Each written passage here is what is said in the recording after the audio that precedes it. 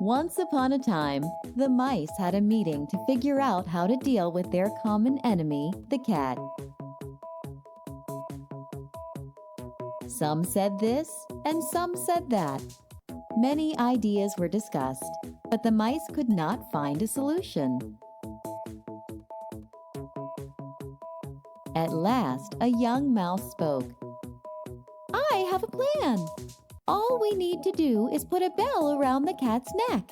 The bell will ring whenever the cat moves, and we will be able to run away before she comes." All the mice were surprised upon hearing the plan of the young mouse and started celebrating.